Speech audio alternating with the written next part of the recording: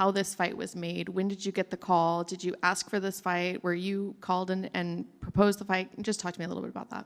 Yeah. So after the Manon fight, I had to heal my pinky, and that happened. But as soon as the fight was over, I was like, man, I was so close. I felt like I could have won that fight if I just, if there wasn't just a little bit different here and there, and whatever, shoulda, coulda, woulda, stuff like that. But I just had that taste of like, man, like usually I get down on myself after a loss, but it just motivated me so much more. So I was like, I knew after that fight I wanted to get right back in there, but I had to heal my pinky, had some other, like personal stuff I had to figure out. And then it took me a little bit to kind of get those things in order. But as soon as I was like ready, I was looking for a fight. And and then I got offered a little bit earlier for this fight, but I wasn't 100% ready, just with some personal stuff. And then I got offered in March 23rd, and I was like, yeah, that's perfect. What were your thoughts when you heard the name?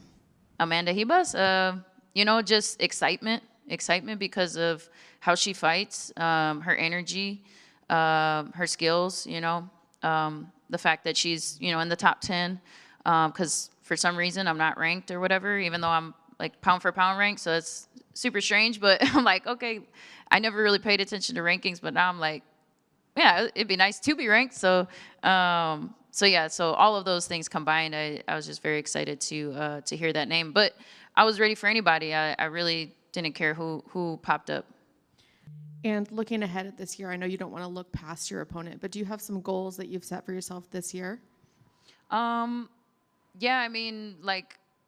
Becoming 2-division champion this year would be awesome, but I know that's a very steep mountain to climb, and I know I have had some setbacks. So, I got to be realistic, but I do believe that that's very realistic, and anything's, God willing, that's what's going to happen. But I just got to take care of business this weekend, and that's what we'll do.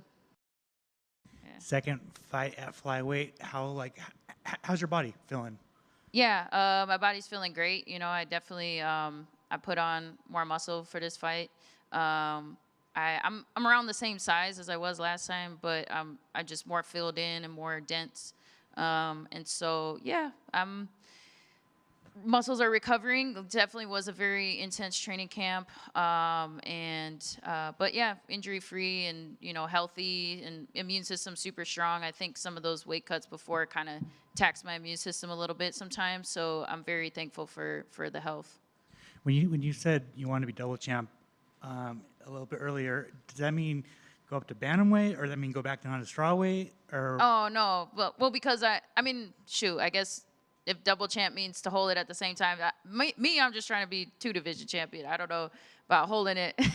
That's like all in another universe. But to even think about, obviously, just the thought of doing this is exciting enough as it is. But I guess anything's possible. So is it safe to say your days at strawweight are done? I just think like health-wise, to me, it's just not a healthy thing to do for me at this point. I don't know, I know that I could keep pushing through it. Like my mind got a lot stronger with cutting the weight, but I could tell my body was definitely not liking that as much. I could tell from like my last strawweight cut, my eyes were like sunken in, and that's like just kind of hard to see myself like that. And then so even though like the will gets stronger, the flesh gets weaker. And so to me, it's like, I'm all about health and wellness, even though we're about to go and fight, but I want to preserve as much as possible.